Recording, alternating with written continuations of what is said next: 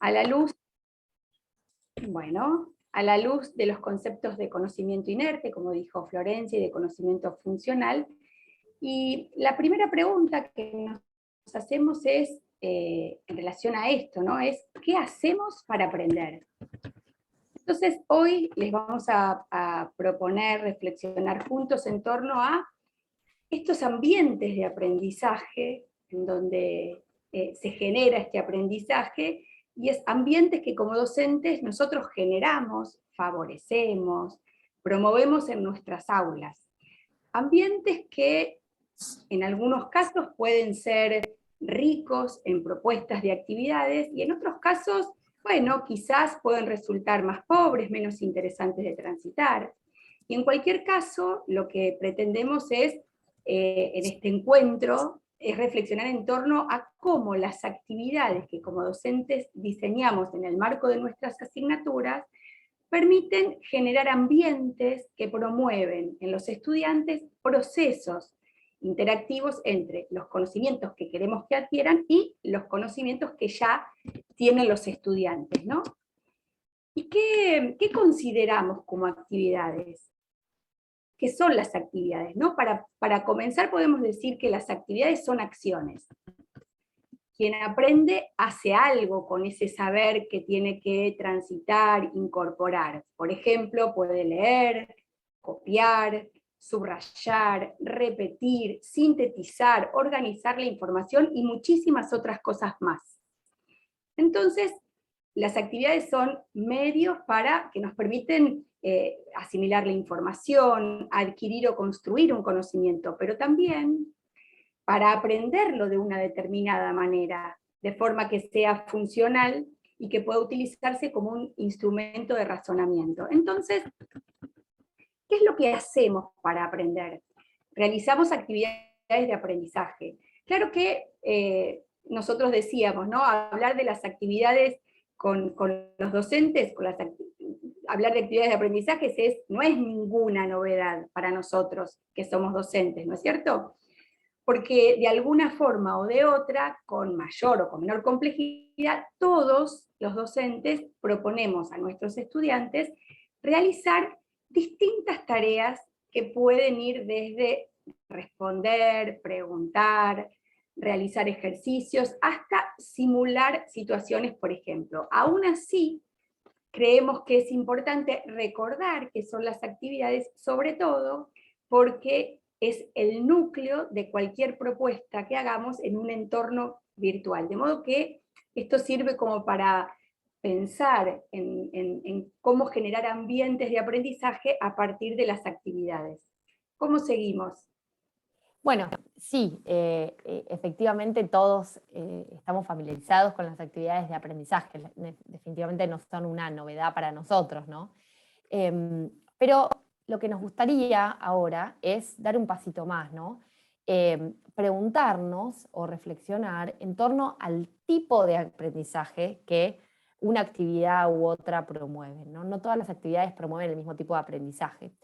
Una clasificación posible de estos tipos de aprendizaje que promueven las actividades es la que distingue las actividades que promueven el conocimiento inerte de las actividades que promueven el conocimiento funcional. El conocimiento inerte, este primero, sería ese en el que en el que se manifiesta solamente ante una situación o ante una pregunta que es directa, ¿no? Entonces, es ese conocimiento que hace que el estudiante reproduzca de manera más o menos lineal eso que fue adquiriendo como conocimiento, ¿no? El conocimiento inerte, el estudiante puede reproducir cuando le damos la pregunta directa, cuando le damos la situación concreta. El conocimiento funcional, en cambio, es el que puede ser evocado en múltiples situaciones, y no ya solo ante la pregunta directa, sino también ante una pregunta, por ejemplo, indirecta, o ante un problema, o ante un hecho real que interpela, ¿no? Entonces, el conocimiento funcional va a ser mucho más que el conocimiento inerte, va a ser un instrumento del pensamiento que me permite a mí clasificar, que me permite explicar la realidad, que me permite resolver los problemas que se van presentando. Para poner un ejemplo, podemos pensar que el conocimiento que tiene un experto en un tema es un conocimiento funcional, ¿no? Entonces, ustedes dirán, bueno, entonces durante la formación del estudiante tenemos que generar siempre actividades que promuevan conocimiento funcional. Pero eso no es del todo así, ¿no? La realidad es que durante el proceso de formación del estudiante van a ser valiosos ambos tipos de actividades, tanto las que promueven el conocimiento inerte como las que promueven el conocimiento funcional, porque habrá momentos en la formación en los que será necesario, por ejemplo, almacenar o recordar cierta información, o habrá momentos en los cuales vamos a proponer usar y aplicar esa información, ese conocimiento, por ahí en la solución de alguna situación o de alguna simulación, por ejemplo, ¿no? Ahora, teniendo esto en cuenta, teniendo estos tipos de conocimientos en órbita, vamos a hacer un alto para proponerles una actividad para que cada uno, cada una piense cómo aprende mejor. Acá la pregunta es, ¿cómo internalizo yo más y mejor los conceptos, las ideas? Y para pensar cómo internalizamos mejor y más las ideas, vamos a partir del cono del aprendizaje de Edgar Dale. Este es el cono. Ahí se cargará en la pantalla compartida. Ahí está.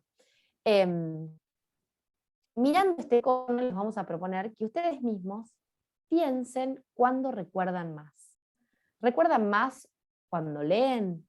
¿Recuerdan más cuando escuchan? ¿Recuerdan más cuando ven imágenes, cuando ven videos? La idea es que nos hagamos esta pregunta. ¿Cómo vamos a responder? Los invitamos a responder para ordenar la participación, como siempre les decimos. Los vamos a invitar a responder en una presentación de Mentimeter, que les compartimos por el chat como link, ¿sí? La idea es que, entonces, ordenemos cada una de estas actividades de acuerdo a lo que cada una les proporciona a ustedes como aprendices. La idea es que entonces partan de aquellas actividades que menos recuerdo o aprendizaje les proporcionan hacia las que más. O sea, vamos a ir de menos a más, ¿sí? Eso lo hacemos en esta presentación en la cual tienen que ordenar, ¿sí? Los elementos. ¿Pudieron ingresar al Menti? Sí, sí, sí. ¿No? Ahí lo vamos a ver en pantalla. Genial, Matías, gracias.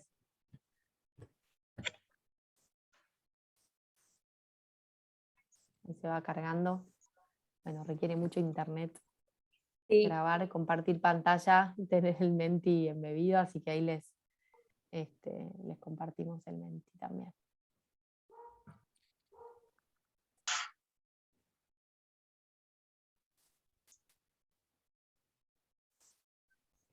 Me fijo yo, Flor, cómo tengo mi internet hoy.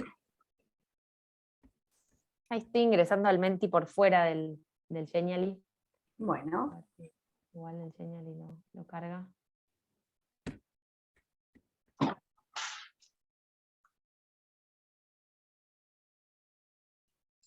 Ahí está.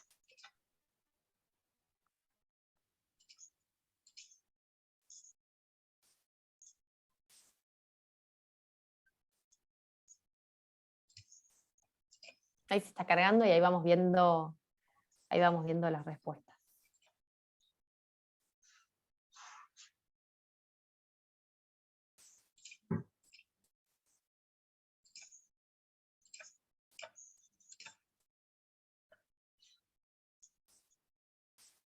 Ahí va, leer. Estar en el 10º lugar, después escuchar, ver imágenes, ver videos, ver exposiciones, talleres prácticos, hacer real lo que se intenta aprender, diseñar lecciones colaborativamente, simular, modelar experiencias, ver experiencias reales. Se va moviendo igual. Es dinámico, es dinámico. Sí. De todos modos, en esencia no cambia mucho, porque ver imágenes, leer y escuchar aparecen entre la 10, la 9 y la 8. La de diseñar lecciones, la de simular, aparecen en los primeros lugares, ver experiencias, igual se sigue moviendo, ¿eh?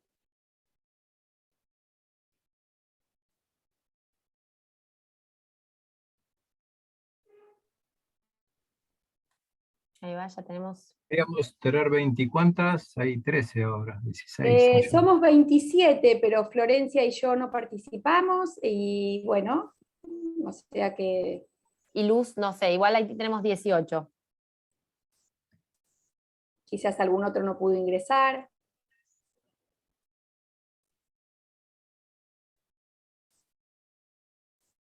Pero en general la tendencia se sostiene y les confesamos que en algún otro encuentro que hemos tenido esta misma conversación, también obtuvimos resultados parecidos, ¿no?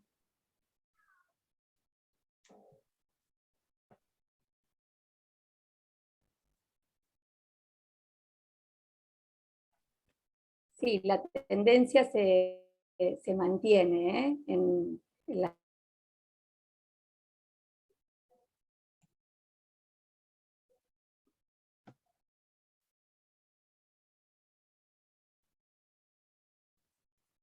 No sé si a Clara se le está cortando un poquito o es a mí.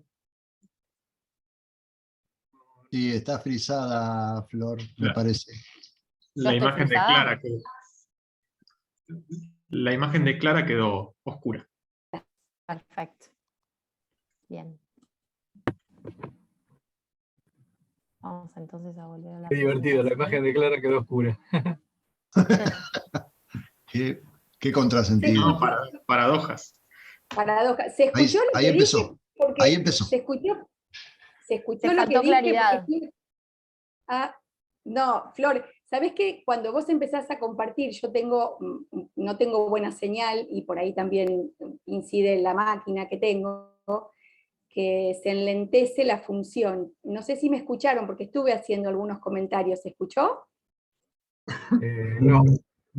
No, bueno, no importa. Voy a apagar mi cámara para ver si tengo... como Ahí te escuchamos bien, Clarence. Creo ¿Sí? que tenía que ver con el cambio de pantalla, pero ya estamos, Sí. estamos Siempre en orden. me creo. pasa eso. Me pasa siempre, ya lo sé. Ahí está, ahí nos anda el Genial. Ahí volvió el internet. Bueno, ahí tenemos entonces dentro de la presentación. Bueno, como les decíamos, la tendencia en general es la misma, tiene que ver incluso con lo que plantea Dale en el triángulo. Si lo vemos, estamos muy en línea con ese triángulo. Pero el punto central que nos interesaba destacar es que estas reflexiones en torno a lo que cada uno de nosotros hace para aprender y en torno a cómo cada uno aprende, nos debería de algún modo interpelar al momento de pensar las actividades de aprendizaje que diseñamos para que nuestros y nuestras estudiantes realicen, ¿no? Llama la atención que nosotros pongamos en 10º lugar la escucha, ¿no? Y que la exposición sea lo que más hacemos en líneas generales como docentes, ¿no? Es decir, hablar. Entonces, a modo de conclusión de esta experiencia así introspectiva, podemos decir con Pepe Menéndez que no basta hablar y esperar que los estudiantes recuerden y repitan, ¿no? Porque nosotros no aprendemos así, o al menos no aprendemos solamente así, ¿no? Él dice: a menudo he visto cómo pesa enormemente la inercia de un sistema centrado en la creencia de que su utilidad principal es certificar conocimientos memorísticos, creyendo que eso es lo que lo formará para la vida. Los profesores hablamos y hablamos y luego les pedimos a los alumnos que repitan. Y parece que nos basta con ello, que hemos cumplido. Y al fin y al cabo es lo que se acostumbra desde hace siglos, ¿no?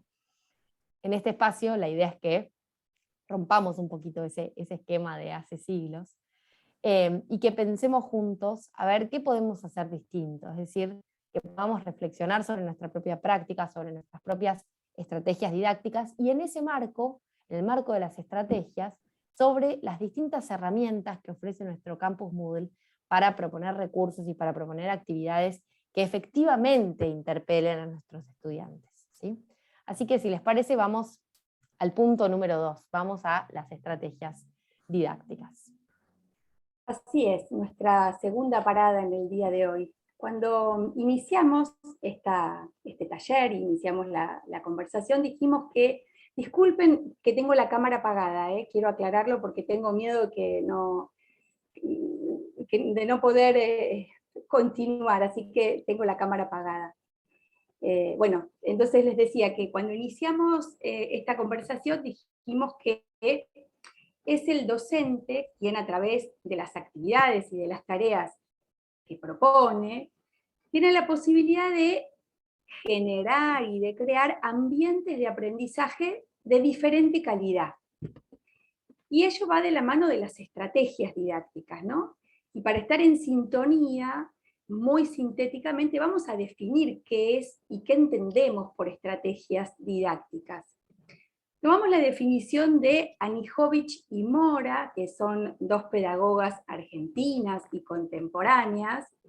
Ellas dicen sobre las estrategias que pueden definirse como el conjunto de decisiones que toma un docente para orientar la enseñanza con el fin de promover el aprendizaje en los estudiantes. Se trata de orientaciones generales acerca de cómo enseñar un contenido disciplinar, considerando qué es lo que queremos que nuestros estudiantes aprendan, por qué y para qué. Es así que las estrategias didácticas que elegimos, seleccionamos y utilizamos van a incidir, por un lado, en los contenidos que transmitimos a los estudiantes, van a incidir en el trabajo intelectual que nuestros estudiantes realicen, van a incidir en los hábitos de trabajo, en los valores que se ponen en juego en la situación de clase, y en el modo de comprensión de estos contenidos, sobre todo en un marco mayor, en un contexto mayor, que es un marco social, histórico, científico, artístico, cultural. En relación a las estrategias, y en el marco de este encuentro, en donde lo que queremos es pensar las estrategias en el marco del modelo híbrido y en el uso de las herramientas que ofrece el campus y la web 2.0 y utilizarlas de forma que potencien las propuestas, nos pareció interesante trabajar en torno a la taxonomía que propone y que plantea Kemis, y que incluye un repertorio de estrategias didácticas que él las va a organizar en, como lo está mostrando Florencia en la pantalla, en estrategias poco exigentes y que fomentan principalmente la repetición, como dijimos en un comienzo, el conocimiento inerte, y las estrategias que son más exigentes y que enfatizan el desarrollo de la comprensión y el conocimiento funcional, que son las que denominamos en un comienzo las estrategias para el aprendizaje. Como pueden ver en el esquema que va a mostrar Florencia, en el cuadro que va a mostrar a continuación Florencia, este es la taxonomía que propone Keynes, ¿no?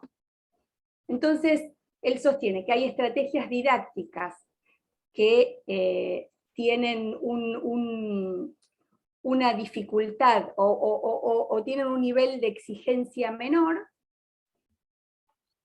que son las estrategias de recuerdo de la información y de ejecución de algoritmos. Estas suponen una dificultad cognitiva mínima en relación con las que están en el orden superior, y establece un gradiente, ¿no? Entonces reconoce también que luego de la ejecución de algoritmos hay estrategias reconstructivas globales y constructivas, las cuales suponen una dificultad cognitiva mayor y son más exigentes. Vamos a ver cada una de ellas mínimamente y sucintamente, ¿no? Recuerdo de la información. En este nivel, ¿no?, de estrategias, planteamos a los estudiantes situaciones de, precisamente, recuerdo de la información, que fomentan, como decía Clara, especialmente la repetición, ¿no? Dentro de esta categoría aparecen nuestras famosas clases expositivas, ¿no?, que pueden apoyarse en algún texto de referencia, en las cuales vemos a los estudiantes tomando nota, porque después se esperará que eso se retome más adelante como algo que tiene que ser efectivamente recordado, ¿no? Así es, y la segunda es ejecución de algoritmos, ¿no? La segunda estrategia. Y acá podemos ubicar las clases prácticas, en donde los estudiantes van a resolver ejercicios, los ejercicios que les propongamos, aplicando fórmulas que vieron en las clases teóricas. Y estas son estrategias centradas en propuestas de actividades que están direccionadas a que el estudiante pueda resolver ejercicios o manifestar un desempeño técnico a partir de la aplicación de un algoritmo o de una técnica que propicia, que propicia esta ejecución. Y lo que esperamos es que retengan alguna forma o algún procedimiento puntual. La siguiente, que es la tercera, y vamos Acá ya entramos en un plano más profundo, ¿no? En un plano que va propiciando la comprensión más profunda, ¿no? Acá en las reconstructivas, en las estrategias reconstructivas, lo que buscamos es desarmar en un primer momento un campo de estudio para comprender bien cómo es que está integrado, cómo se vinculan las partes, y luego recomponerlo posteriormente de una manera más comprensiva. Entonces, deconstruimos, desarmamos y después volvemos a construir. Y esto nos permite comprender más profundamente. Así es, un paso más, un nivel cognitivo un poco más exigente, es lo que él llama las estrategias reconstructivas globales.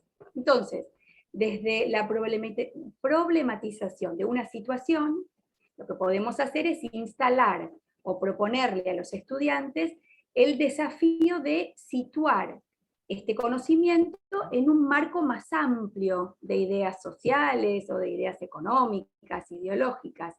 La perspectiva va un poco más allá de la disciplina y nos invita a incluir componentes de otras disciplinas e integrarlas, ¿no? Que pueden ser componentes ecológicos, ambientales, culturales, éticos, sociales. Entonces implica, de alguna manera, procesos de análisis de cada una de las disciplinas en un marco contextualizado.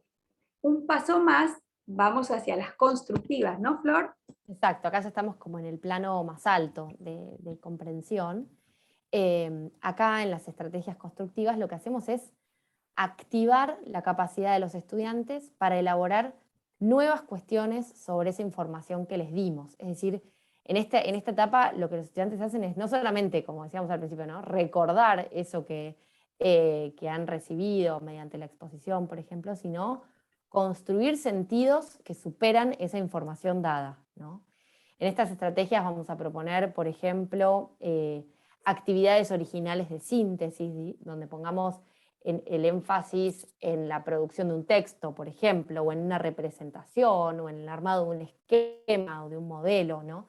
La idea es que acá se puedan generar nuevos objetos de todo tipo que integren esos contenidos que se enseñaron y que tengan algún margen, que puede ser mayor o menor, según, por supuesto, los contextos de la propuesta de enseñanza, de autonomía y de creatividad, ¿no? Acá ya entramos en un nivel superior. Así es. Ahora vamos a dar un pasito más y vamos a, tomando en cuenta todo esto, ¿no? Vamos a ir a los casos concretos, ¿no, Clara? Así es. Vamos, veamos, o les vamos a proponer cómo estas estrategias pueden adquirir forma en el marco del modelo educativo mixto. Es el modelo que se caracteriza por combinar, por alternar los posibles entornos que podemos utilizar, como es el aula física, el aula virtual y las videoconferencias. Para cada estrategia vamos a ver variados ejemplos o secuencias posibles, y en el marco de cada una de estas estrategias que vamos a plantear como ejemplos posibles, esto lo hacemos no situados en ninguna disciplina, por eso a medida que nosotros vamos desarrollando los invitamos a que puedan también ir pensando a las propias disciplinas, vamos a ir explorando, y esa es la intención también, las herramientas de Moodle que nos pueden ayudar a diseñar estos trayectos virtuales de nuestra propuesta, ¿no? a partir de estos escenarios que podemos generar cada vez que ponemos en marcha alguna propuesta de enseñanza. Entonces, cuando pensamos en presentarles las herramientas del campus, nos encontramos con un desafío, ¿no? Que era cómo plantearles este recorrido, teniendo en cuenta que hay algunos de ustedes que no conocen mucho las herramientas o recién las están conociendo. También hay un grupo que están como más duchos en las experiencias, y hay otros que ya conocen las experiencias, que ya conocen las herramientas mucho más y están más experimentados con ellas. Entonces, ese fue el desafío que se nos presentó a nosotros, de cómo atender este variado universo de conocimientos que tienen ustedes. Entonces, lo que hicimos fue pensar esta propuesta que ahora les vamos a contar. Lo que vamos a hacer es utilizar esta división u organización de las estrategias como excusa para ir identificando cuál es la estrategia que podría potenciar pedagógicamente la propuesta, y vamos a ir intercalándolas con las estrategias, las actividades y los recursos. Vamos a hacer un pantallazo general inicial y vamos a ir compartiendo tips. Si tienen dudas, si tienen inquietudes o quieren profundizar sobre alguna de las herramientas que vamos a ir comentándoles, Flor ahora les va a compartir por el chat un conjunto de tutoriales que van a atender a la cuestión como más técnica de las herramientas. Entonces, si ya a medida que vayamos comentándoles sobre las herramientas, se preguntan, uy, yo no sé usar esta, bueno, les estamos compartiendo por el chat los tutoriales de cada una de ellas, así ya saben que tienen los tutoriales si en algún momento les interesa conocerlas, sí, y además conocerlas un poco más o profundizarlas. Agrego Sí, algo cortito, y es que en esos materiales que en alguna otra ocasión también les hemos hecho llegar, y que también está en la comunidad de prácticas, no solamente están los tutoriales, sino que hay como una suerte de módulo didáctico referido a cada una de las herramientas. Entonces están las herramientas, se explica un poquitito cómo funciona, se dan algunos ejemplos de para qué se podría usar, ¿sí? Si quieren profundizar en estos aspectos didácticos. Y además tienen el tutorial. Entonces es un poco para profundizar desde el punto de vista pedagógico-didáctico, y también para profundizar, si quieren, desde lo técnico con el tutorial. Y si no, también siempre tienen el canal de YouTube donde están cargados los videotutoriales, y también el aula de comunidad de prácticas donde están organizados, jerarquizados, por tema, etcétera, etcétera. Así que con esto pretendemos un poquito atender a las heterogeneidades, ¿no? que sabemos que hay del otro lado, ¿sí? Así es. Bueno, vamos con los ejemplos y las herramientas, partiendo entonces de estas estrategias didácticas que organizan esta taxonomía Kenny. Partimos de la primera, ¿no? Recuerdo de información. Una posibilidad en este nivel, y obviamente que es algo que hacemos habitualmente los docentes, son las clases expositivas, en donde explicamos un tema, o también mostramos la resolución de algún ejercicio, y luego de ello, lo que nosotros queremos hacer en general como docentes es comprobar el recuerdo y la reproducción de estos contenidos y de estas prácticas. Entonces, pensando en el contexto en el cual vamos a desarrollar y vamos a poner en marcha esta estrategia. Como verán en la presentación, nosotros pusimos los 3 escenarios, ¿no? El escenario con esa escuelita es el escenario presencial, otro es el escenario virtual, y otro es el escenario de las videoconferencias que de hecho podemos utilizar. Aquí esta experiencia la pensamos, por ejemplo, para desarrollarla en el espacio del aula virtual. Por eso la estrellita está depositada en el loguito que para nosotros representaría la virtualidad. Entonces, primer ejemplo, ¿cómo exponer los contenidos en un aula virtual? El docente puede generar videos explicativos, o puede hacer una selección de videos, de la gran cantidad de videos que hay en la web, videos explicativos breves, y que podemos en algunos casos, hasta intervenirlos con preguntas que me permitan a mí como docentes chequear la comprensión del estudiante. Sobre todo le sirve al estudiante ir chequeando y comprobando la comprensión de estos contenidos que se van presentando en el video. ¿Qué recursos podemos utilizar? Podemos utilizar H5P, que es una herramienta que en el caso del campus virtual de la UTN la podemos levantar desde actividades de Moodle, y también podemos utilizar EducaPlay. Ahí Florencia les está mostrando en la pantalla cómo se vería un video intervenido, es decir, nosotros podemos trabajar sobre este video e ir parando en determinados lugares, luego de exponer el contenido, y generar una pregunta de multiple choice, una pregunta para relacionar, variados tipos de preguntas que me permiten a mí, al estudiante sobre todo, comprobar si fue comprendiendo el contenido. Otra opción... Acá vemos una capturita. La idea es que, digamos, al intervenir el video con preguntas, la idea es que las preguntas, digo para Pablo que se preguntaba qué era H5P, bueno, H5P y EducaPlay son dos herramientas externas que son compatibles con Moodle, que nos permiten hacer eso, ¿no? Nos permiten traer videos de distintas fuentes que pueden estar dentro de nuestra computadora o, por ejemplo, en YouTube, y recortarlos, como nosotros decíamos, e intervenirlos con títulos, con preguntas de distintos tipos, como decía Clara. Lo interesante es que al tener esta actividad asociada con la exposición, tenemos un feedback acerca de qué es lo que pasa con el visionado de ese video, ¿no? Muchas veces surge cuando hablamos acerca del dictado virtual, de las clases, etcétera, etcétera, surge esta idea de que no tenemos feedback, no tenemos las caras de los estudiantes, ¿no?, para saber qué pasó con nuestra exposición. Bueno, utilizar H5P o utilizar EducaPlay es una buena alternativa para saber qué pasó con esa exposición que hicimos, ¿no? Entonces aparecen las preguntas, el video se va pausando automáticamente, el estudiante debe responder para poder continuar, y eso en el caso de H5P nos ofrece una calificación, si las preguntas son de respuesta cerrada, nos ofrece una calificación que desemboca directamente en el libro de calificaciones del aula. Si lo hacemos por EducaPlay, esto no va a ofrecer una calificación directa en el libro de calificaciones del aula, pero sí podemos ver el feedback dentro de la plataforma de EducaPlay. ¿Por qué les presentamos las dos posibilidades?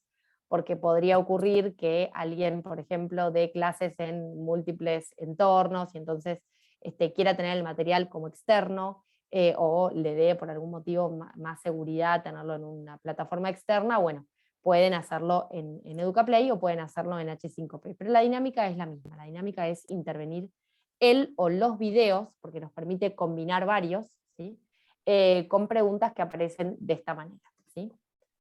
Tengo una consulta. Otra, sí.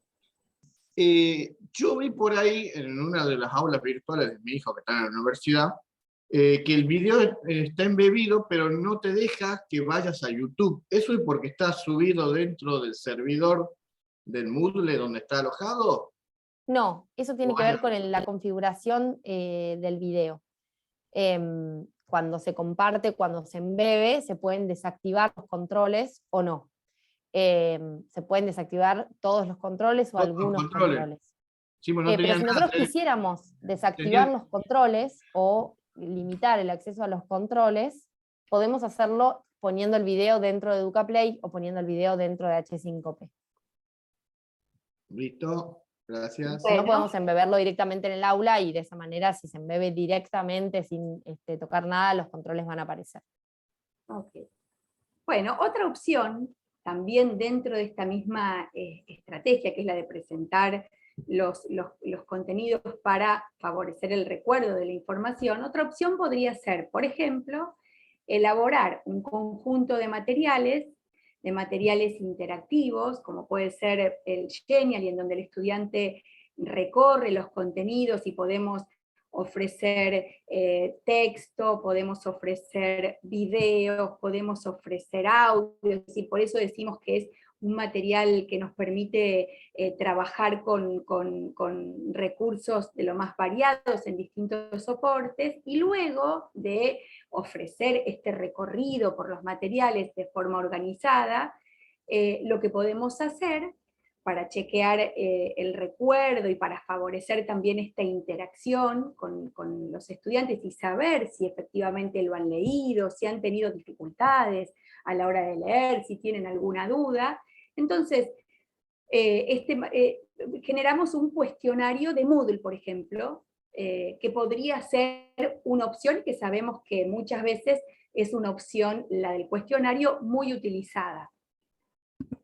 Al respecto, ¿qué podemos decir de esta herramienta, Flor, de la herramienta podemos decir cuestionario mucho de Moodle? acerca de los cuestionarios de Moodle, que son sin dudas la actividad más utilizada, más pedida, el trending topic de las actividades en el campus UTN.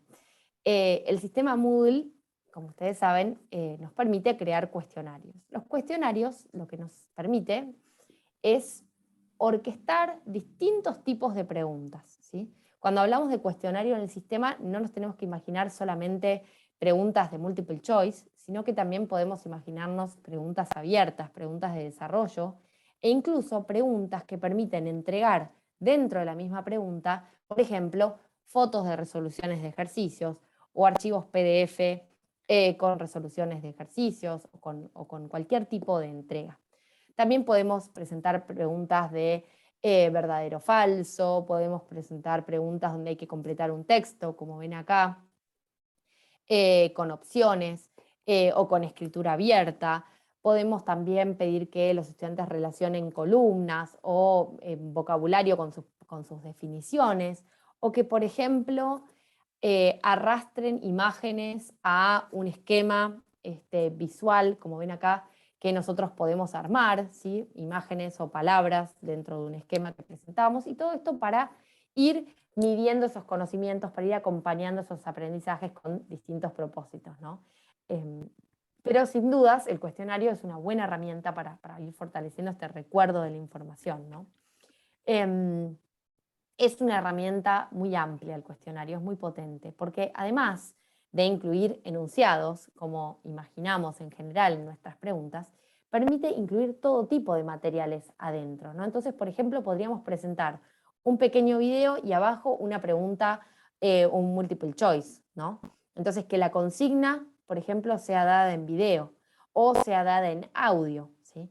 Entonces, de esa manera la consigna o el enunciado se presenta en múltiples formatos, en lo que nosotros elijamos, ¿no? Un tip, si ustedes nos preguntan, bueno, ¿cuál sería el tip? ¿Qué es lo que no me tengo que olvidar si voy a hacer un cuestionario y quiero utilizar todo el potencial de la plataforma? Creemos que la clave del cuestionario está en las buenas retroalimentaciones, ¿no? Nosotros en cada una de las preguntas e incluso en cada una de las opciones que proponemos dentro de cada pregunta, tenemos la posibilidad de dejar mensajes, ¿sí?, para el estudiante. Entonces, de esa manera, cuando el estudiante termina un cuestionario, que es, por ejemplo, de preguntas cerradas, no solamente recibe un puntaje, bueno, 82%, sino que puede recibir nuestra palabra, o incluso nuestro video, o incluso nuestro audio, explicándole cómo era esa respuesta que esperábamos, explicándole por qué esa opción no es correcta, por qué esa opción sí es correcta, ¿sí? Nosotros, como sabemos, muchas veces experimentamos que los estudiantes seleccionan una opción que al final era la correcta, pero que en el fondo no saben por qué era la correcta. Bueno, a través de las retroalimentaciones podemos explicarle qué era lo correcto, qué era lo incorrecto y por qué. Y esto en el formato de nuestra preferencia, ¿sí? Algo que es súper interesante. En el material que les compartimos, en esa especie de tarjetita, de ficha, donde se nuclea todo, hay un extenso instructivo para aprovechar todo el potencial del cuestionario desde el punto de vista técnico, ¿sí?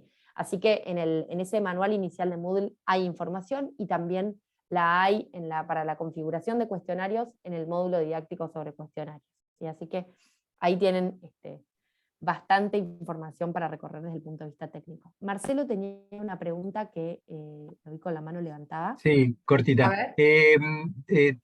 ¿Tiene la posibilidad de dar feedback a la respuesta correcta y a la incorrecta por separado? ¿O solamente Sí, un feedback a cada para...? una de las respuestas, sea Ok, correcta fantástico. o sea incorrecta, se puede Fantástico, ofrecer feedback en cualquier tipo de formato, video, audio, texto, imagen, lo que ustedes quieran. Link a Drive con una explicación, lo que ustedes quieran. Ok, una a Eh, favor con respecto a Google Forms en Viste, cosas. Marcelo, te vamos trayendo a Moodle de a De a poquito. poquito, de a poquito. De a poquito van a venir a Zoom y al campus.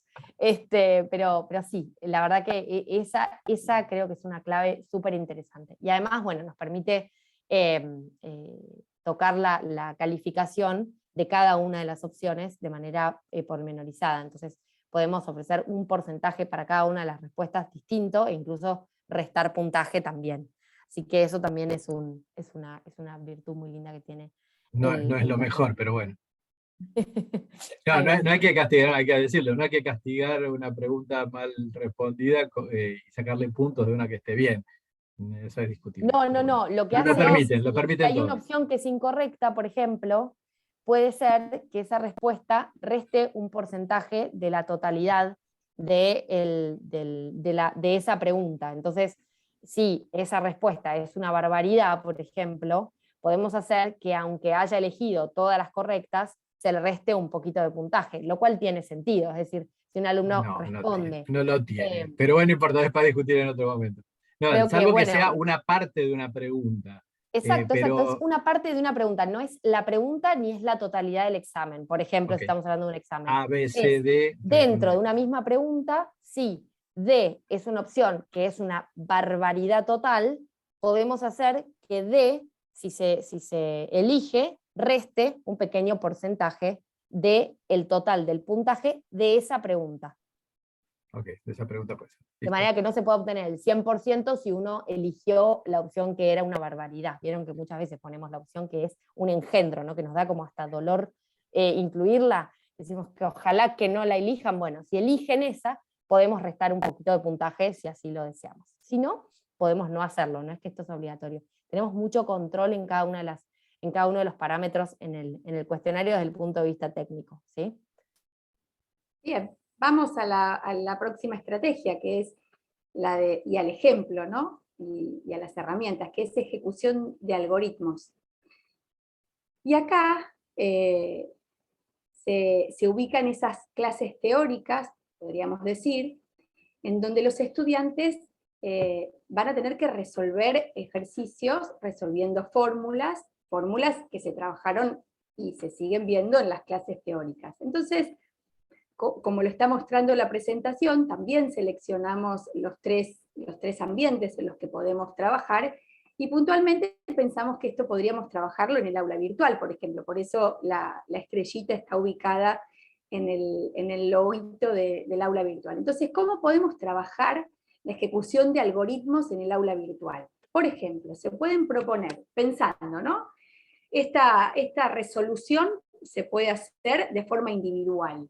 Entonces, le podemos proponer a los estudiantes que resuelvan una serie de ejercicios y suban la resolución de estos ejercicios por la tarea. Esto es algo que todos conocemos y que seguramente todos han utilizado mucho, la subida avanzada de archivos a través de la tarea. Vamos a ver algo sobre la tarea.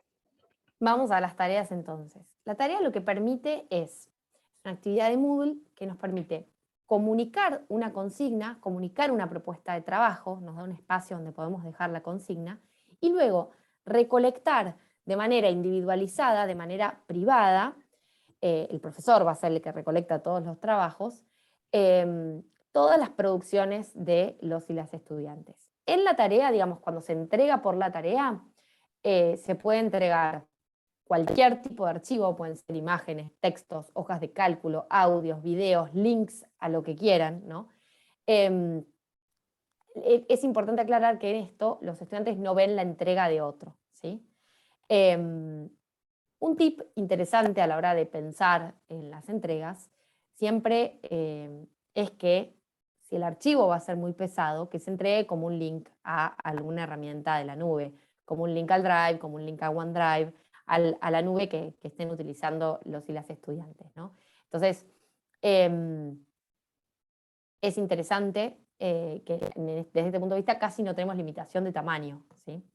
Ahora, ustedes dirán, ¿por qué generar una tarea para entregar un trabajo y no pedirle a los y las estudiantes que entreguen la tarea subiendo el archivo directamente a una carpeta de Drive o enviándolo por mail, ¿no? Algo que también se hace mucho? Bueno, la idea es que, en primer lugar, la tarea se configura de una manera muy, muy simple, ¿sí?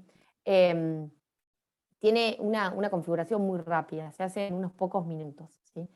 Ahí podemos ofrecer la consigna concreta de trabajo y hacer que siempre esté disponible, ¿sí? Si nosotros damos la consigna de trabajo y luego nos responden por mail, cuando uno va a recuperar ese correo donde están las consignas, etcétera, etcétera, se dificulta, ¿no? Porque como sabemos siempre aparece un mail, otro mail, una publicidad que nos llega al correo, y entonces tenemos el mail lleno de cosas y es muy difícil recuperar, tanto desde nuestra parte como desde el estudiante, ¿no? A nosotros nos cuesta recuperar 50 mails de estudiantes que están intercalados, ¿no?, con el resto de los correos, incluso dentro del correo institucional, y a los y las estudiantes les cuesta encontrar nuestros correos con novedades. Entonces, en la tarea podemos ofrecer la consigna de trabajo que esté siempre disponible y luego podemos visualizar, descargar, evaluar, corregir, retroalimentar, todo en ese mismo espacio. Y entonces no tenemos que estar tomando nota de qué es lo que vemos en Google Drive para completar una planilla de Excel para que cada uno tenga su nota,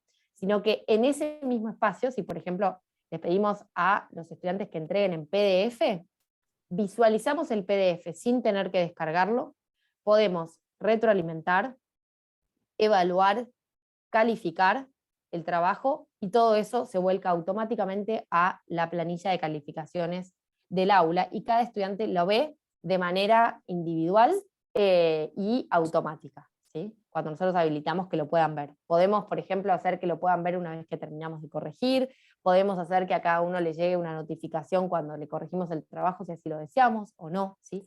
Pero tiene esta potencialidad, ¿sí? Entonces, retroalimentamos sin tener que enviar ningún correo, sin tener que agregar nada extra. E incluso, bueno, todo esto se vuelca a la planilla de calificaciones, ¿sí? Algo interesante es que la tarea tiene algunas herramientas añadidas porque está diseñada específicamente para entregar trabajos en el entorno educativo, ¿no? Algo que no es así para el correo, ¿no? Entonces, por ejemplo, podemos pedir a los estudiantes, si trabajan por grupos, que entregue un estudiante por grupo. Nosotros configuramos la tarea por grupos, y que entregue un estudiante por grupo, y que esa entrega se refleje de manera automática en todo el resto de los integrantes del grupo, ¿sí? Entonces que aparezca la entrega que hizo uno en el resto de los usuarios. Si nosotros hacemos esto, si configuramos la tarea por grupos, podemos evaluar un solo trabajo de uno de los miembros del grupo, y la calificación y la retroalimentación, si así lo deseamos, también se reflejará en el resto de los usuarios. Entonces hacemos una sola devolución que se envía automáticamente a todos los miembros del grupo, ¿sí? Ellos hacen el trabajo una vez y entregan el trabajo una vez, uno por grupo, y nosotros también evaluamos uno por grupo. De esa manera facilitamos mucho la llegada, ¿no?, de la evaluación a cada uno de los miembros del grupo. Hay una pregunta. Sí. No sé si terminaste, Flor, pero hay una pregunta. Quería decir algo más, una Dale. segunda herramienta añadida, y vamos a las preguntas sobre tarea, pero no quiero, como es mucho, ¿no?, quiero dejarlo cerrado. Entonces, por un lado, podemos evaluar por grupos. Por otro lado, otra virtud que tiene la tarea es que podemos corregir con rúbrica, ¿sí? ¿Qué quiere decir esto de corregir con rúbrica?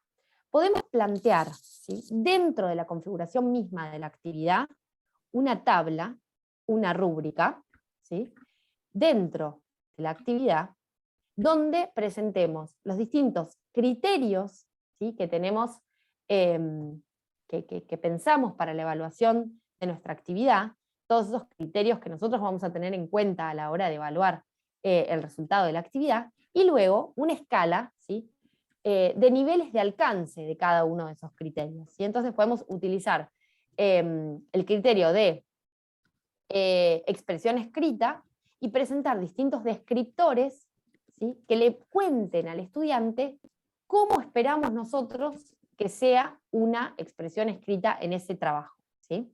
Entonces, presentamos los criterios y los descriptores según niveles de alcance. En este caso, en esta rúbrica que presentamos, por ejemplo, los niveles de alcance, ¿sí?, son regular, bien, muy bien, excelente, ¿sí? Y los criterios son entrega y tiempo y forma, expresión escrita, pertinencia de los contenidos en las respuestas y atención a la consigna, ¿sí?, precisión en la expresión de los contenidos e inclusión de vocabulario específico, ¿sí? Distintos criterios que tienen que ver con lo específico de nuestra entrega, ¿sí? Con esta rúbrica hacemos dos cosas importantes. En primer lugar, le comunicamos con muchísima claridad al estudiante qué es lo que esperamos de este trabajo, ¿no? Muchas veces nos pasa que es difícil para el estudiante identificar en función de la consigna qué es lo que se espera, ¿no? ¿Cómo sería un trabajo excelente? ¿Qué espera el profesor de esta consigna? ¿Sí? Con la rúbrica lo decimos y lo establecemos desde el comienzo de manera clara. Y lo otro que podemos hacer con la rúbrica es evaluar simplemente haciendo clic en cada uno de los niveles de alcance. Entonces, no hacemos muchas veces la misma retroalimentación, no repetimos. Vieron que muchas veces nos pasa que cuando estamos evaluando, repetimos muchas veces lo mismo, porque vemos en los distintos trabajos que aparece la misma debilidad, la misma falla. Gabriela me dice que sí, ha corregido muchas veces lo mismo, y entonces muchas veces les recomendamos que mejoren la expresión escrita en este punto, por ejemplo, ¿no? Entonces, ¿qué hacemos con la rúbrica? Simplemente hacemos clic en cada uno de los niveles de avance. Entonces, ofrecemos un puntaje, pero también ofrecemos una justificación de ese puntaje y una orientación al estudiante, ¿no? Le estamos diciendo, bueno, ¿dónde te faltó?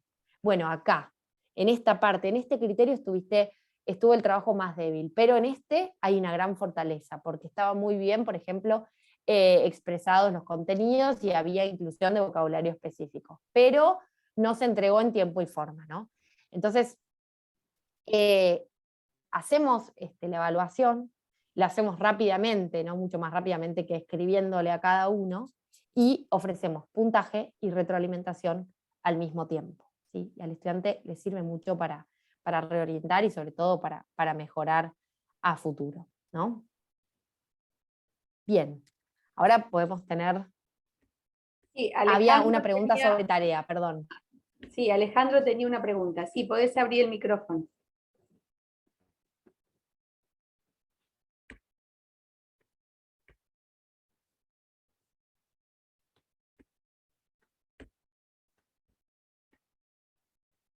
Marcelo también tenía la mano levantada. Sí, mientras agarra Alejandro la mano. Eso, vamos. La consulta es, si uno ya tiene un material hecho de tarea en otra plataforma, por ejemplo, un Google Forms, y lo quiero embeber dentro de la tarea, ¿puedo hacerlo? O sea, redirigirlo a que haga la tarea y después calificarlo en tareas. Sí, se puede. Okay. Eso se hace en la consigna de la tarea, se embebe el Google Forms. Okay. Se embebe el HTML del Google Forms. Okay. Y se puede responder ahí, y abajo la tarea ponen que se configure como una entrega de texto en línea, y entonces el estudiante, por ejemplo, escribe la palabra entregado en esa entrega y pone entregar, y ahí corregimos dentro de la tarea. Ok, listo. De todos modos, Marcelo, si ese Google Forms tiene una consigna, podés volcar directamente la consigna dentro de la tarea. En realidad el tema es que yo voy haciendo que hagan la consigna de a poco, de a 13 preguntas semanales, entonces Claro. estoy tratando de imaginarme cómo hacerlo con Moodle, pero creo que siempre hay una forma de hacerlo, en sistema se puede hacer bueno, todo. podría hacer el Forms con 13 preguntas dentro claro, de una hacerlas tarea, separadas. Y ahí, okay. exacto, Sí, tarea 1, tarea 2, tarea 3, exacto. 13, 26, listo. 39, Fantástico. etc. Gracias. Gabriela. Una consulta con respecto a la tarea, porque yo la uso, pero toda esta parte de retroalimentación nunca la pude dominar. ¿Eso hay algún video para ver, sobre todo esta parte que vos hiciste de derivar la nota, porque en realidad van dejando la tarea con PDFs y en cada unidad queda la nota de esa unidad, pero después si yo tengo que ver todo junto, nunca logré poder compilarlo, lo que vos decías, que como que redireccione la nota. Y lo del tema de los Perfecto. grupos, me interesa saber también para corregirlo una sola vez, y bueno, esto de la rúbrica ni Sí, hablar. sí, Gabriela, de todo esto hay tutorial. Un paso importante es la corrección por la configuración de la tarea por grupos. Eso se hace desde la misma configuración de la tarea, desde la configuración inicial. Sí. La rúbrica se agrega una vez que está creada la tarea, antes de que haya entregado nadie. Ahí seleccionamos, seleccionamos esa opción a la hora de elegir la calificación y creamos la rúbrica y aplicamos la rúbrica. ¿Sí? Hay que tiene que ver- crearla y aplicarla. Claro, Pero porque eso no viste te preocupes que hay tutorial. por Eso eso, no porque te es preocupes. como cambiar la nota, viste que cuando ya pusiste un tipo de formato de nota, después no lo puedes cambiar cuando ya te entregó alguno Si acá. hay entregas, no, pero si no hay entregas, Claro. lo que puedes hacer es duplicar tus tareas y generar nuevas, duplicando, para tenerla toda cargada igual que como vos la habías planteado inicialmente, y a la duplicada hacerle estos cambios, así ya para un próximo año no tenés Perfecto. Y eso entregas. está Em, en En el donde se tutorial. configura la tarea y los tutoriales que está en esto de la comunidad de prácticas. Están en comunidad de prácticas. En ese material que les dimos también hay, está el manual inicial de Moodle, que es nuestro. Es un manual que armamos nosotras. Y si no, cualquier duda que tengan nos escriben y les indicamos, e incluso podemos coordinar para bueno, asesorarlos de manera personalizada, ¿sí? Pero todo esto se puede hacer y las calificaciones también se vuelcan automáticamente a la sección de calificaciones. Genial, muchas gracias. Muy bien. Bueno, Alejandro, pero- ¿tenías tu pregunta? No, sí, lo mío en realidad es casi una afirmación. Si la parte práctica directamente es un anteproyecto a desarrollar. Yo creo que ahí, bueno, ahí tienen la parte de construcción total. Lo que pasa es que hay que darles el background y hacerles recordar lo que ya se supone, porque es una materia del último año, tienen que conocer para poder desarrollarlo. O sea, que eso creo que ya cuando llegan al último año es la forma de fijar y establecer los conocimientos. O sea, eso creo que será escalar en la medida que se desarrolla el estudiante avanza en la carrera. Así es. Sí, totalmente. Lo De todos constructivo modos, va a suponer lo anterior. sí, de todos modos, en todos los niveles desde primer año uno puede ir complejizando las actividades y generando actividades que tengan un desafío mayor, porque a partir de ese fondo de conocimientos que el estudiante va teniendo, uno puede ir generando propuestas más desafiantes también, ¿no? Bien, veo que más o menos en el último año tienen que alcanzar ese nivel para poder pasar.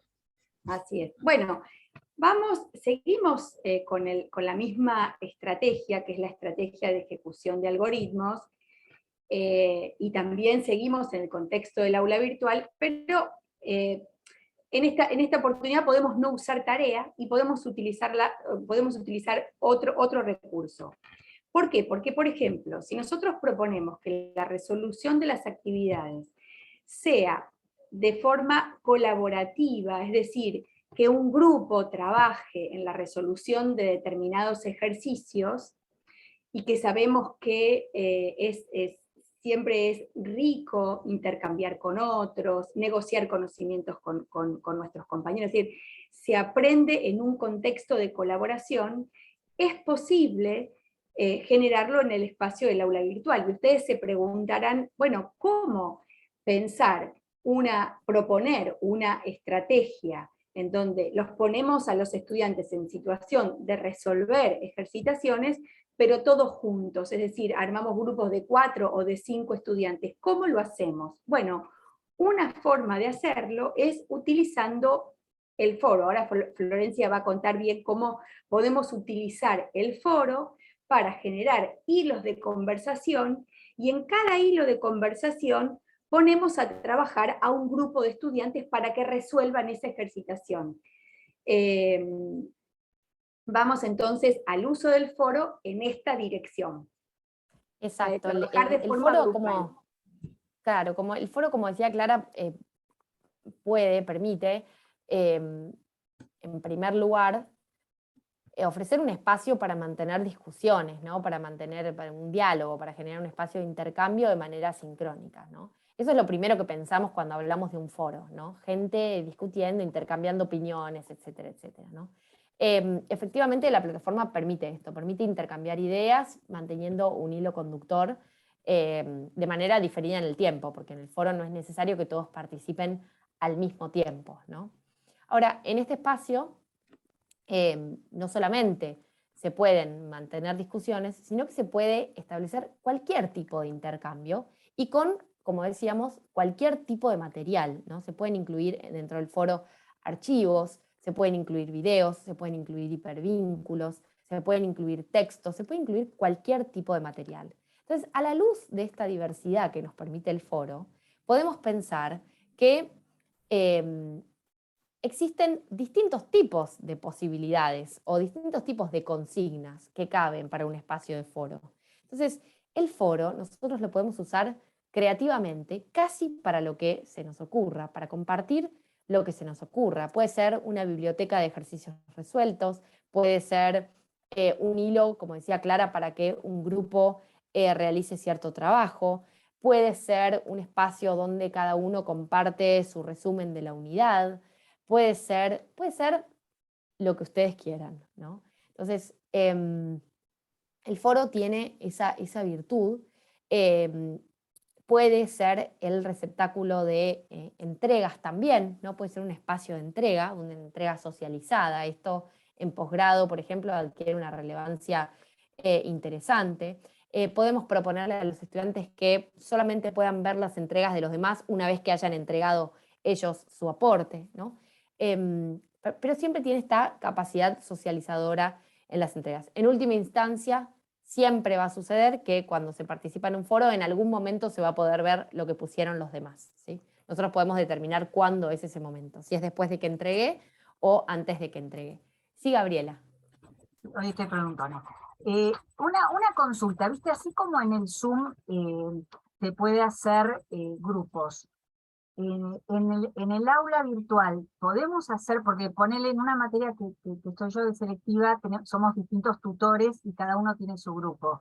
Entonces, por ahí tenemos a veces que irnos del Zoom y armar otros, y bueno, la videollamada no tanto, pero por ahí en el aula, para el uso del aula y que cada uno corrija los propios, lo tenemos todo junto, y eso a veces es medio lío. ¿Se puede subdividir? Se puede subdividir el aula total en grupos, es decir, que toda el aula, que cada grupo vea un aula diferente, si así lo queremos, o también podemos redirigir las actividades o partes de las actividades para distintos grupos. Entonces, por ejemplo, podemos configurar una tarea que solo esté disponible para un grupo, si vos querés trabajar de esa manera con un grupo y que los demás, por ejemplo, ni la vean, ¿sí? O podés, por ejemplo, dentro de un foro, determinar, como decía Clara, hilos de conversación. Entonces, por ejemplo, tener un único foro de consultas donde un tema sea grupo 1, grupo Gabriela Mahler, grupo Gerardo, que justo hace una pregunta por el chat, grupo Clara, ¿no? Y entonces se suman a ese hilo de conversación y hacen sus preguntas dentro de ese hilo. Eso se puede hacer sin configurar el aula por grupos. Eso es muy fácil. Se genera un tema dentro del foro y se divide de esa manera el foro. Después, para configurar las actividades o toda el aula por grupos, hay que hacer un poquitito más de programación, pero la verdad es que es muy sencillo también, ¿sí? Requiere un poquitito más de complejidad, pero es sencillo y se puede hacer. La idea es que la misma aula puede utilizarse para varios grupos de estudiantes. Esto si somos varios profesores o si queremos, por ejemplo, trabajar por grupos durante la cursada, ¿no? Podemos al principio de la cursada determinar distintos grupos y que se mantengan a lo largo del curso y que vayan trabajando en las actividades por grupos y que entonces si entrega uno, entregan todos, etcétera, etcétera. Y después, como se imaginarán, se pueden armar grupos dentro de grupos. Y esos son los agrupamientos, ¿sí? El agrupamiento me dice qué grupos va a tomar la actividad. El agrupamiento es el grupo de grupos en Moodle. Esto parece un poco complejo a simple vista, pero hay tutorial, ¿sí? Entonces, para sintetizar, para pasar en limpio, podemos generar el aula completa dividida por grupos, actividades divididas por grupos, o separar hilos de conversación dentro de un foro para que los distintos grupos se comuniquen. Bien, dentro de la misma estrategia, que es la de ejecución de algoritmos, ¿se escucha, Flor? Perfecto. Ah, ok. Entonces, dentro de la misma estrategia, que es la de resolución de algoritmos, podríamos pensar de utilizar otra estrategia, otra propuesta en la resolución de estos algoritmos, ¿no? Y pensamos que una propuesta posible y que es muy, muy enriquecedora y es que apunta al aprendizaje de los estudiantes es el de ofrecerles la posibilidad de que un estudiante vea la resolución de ejercicios de algún compañero. Y de este modo llevamos adelante la propuesta de evaluación entre pares. Es decir, si yo como docente le ofrezco a través de una rúbrica a los estudiantes criterios para mirar y para valorar el trabajo de un compañero, entonces estará en condiciones de evaluar el trabajo del compañero, siempre desde estos criterios, ¿no? Es decir, y que yo trabaje como docente clarificando y transparentando los criterios que le permiten resolver una actividad, y lo pongo al estudiante en situación de mirar de cómo mi compañero resuelve una actividad, es realmente una propuesta muy enriquecedora y muy potente en cuanto al aprendizaje. Es un aprendizaje doble, podríamos decir, ¿no? En una primera instancia, el estudiante tiene que resolver la actividad, y en una segunda instancia tiene que ponerse en situación en los ojos, podríamos decir, del docente que evalúa una actividad. Entonces ahí hay un aprendizaje doble. Y hay muchas experiencias que dan cuenta de lo potente que es esta propuesta que le podemos hacer a nuestros estudiantes. Esto lo podemos hacer utilizando dos herramientas. Una que es propiamente de evaluación entre pares, que es el taller, y otra también lo podemos hacer utilizando el foro, que ya lo comentó Florencia. Pero, por ejemplo, si yo abro hilos de conversación y en cada hilo voy a ir habilitando a un grupo, es decir, en el hilo 1 habilito a un grupo al grupo 1, en el hilo 2 habilito al grupo 2, en el hilo 3 y así sucesivamente. Y en una primera instancia, esos grupos no están visibles para los otros, quiere decir que cuando yo entro al aula solo veo el hilo de conversación en donde estoy con mi grupo, yo resuelvo la actividad, pero después el docente puede habilitar para que todos podamos ver la actividad de nuestros compañeros, y ahí podemos mirar, evaluar y recorrer la actividad de nuestros compañeros. Entonces, dos herramientas podemos utilizar. Ahora Flor les va a contar de qué va el taller, que es como muy rica, o sea, no solo podemos utilizarla para resolución de ejercicio, la podemos utilizar para cualquier actividad, siempre y cuando el estudiante tenga claro cuáles son los criterios que le van a permitir mirar esa actividad que tiene que evaluar, que valorar.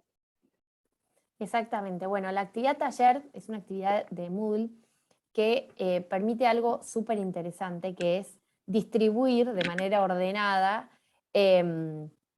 los trabajos de los y las estudiantes para que se pueda realizar esta evaluación entre pares, ¿no? Porque como ustedes se imaginan, si tenemos un grupo grande y queremos que un grupo corrija a otro grupo, o que un estudiante, más aún, ¿no?, de manera individual evalúe el trabajo de otro estudiante, esto es una tarea muy difícil, ¿no? Uno le tiene que mandar a A que tiene que corregir el trabajo de B, etcétera, etcétera. Bueno, ¿qué hace la herramienta taller? La herramienta taller permite una primera etapa en la cual recibe todos los trabajos que envían los estudiantes. ¿no? Una vez que están recibidos los trabajos, nosotros podemos activar una segunda etapa para que la herramienta envíe a cada uno de los estudiantes un trabajo de otro para evaluar. Puede funcionar por estudiante o por grupo, ¿no?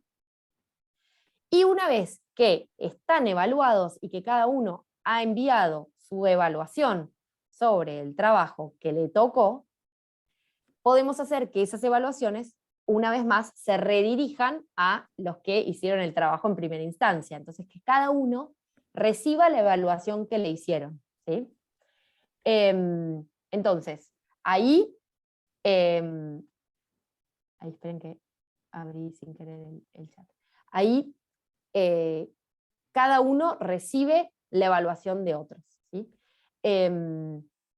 Además, podemos hacer que cada uno se evalúe a sí mismo, ¿sí? Dentro de la herramienta taller tenemos esa posibilidad también, es decir, que yo hago el trabajo y después, por ejemplo, con la rúbrica que me ofrece el profesor, con los criterios y los descriptores bien claramente establecidos, me evalúo mi propio trabajo, como decía Clara, o también puede permitir que, una vez realizada la etapa de entrega, la etapa de evaluación por pares, una vez que el que entregó recibió su evaluación, el docente evalúe la entrega y la evaluación, ¿no? Entonces podemos evaluar las dos cosas. Podemos mirar no solo lo que hicieron, sino también cómo miraron el trabajo del otro, ¿no?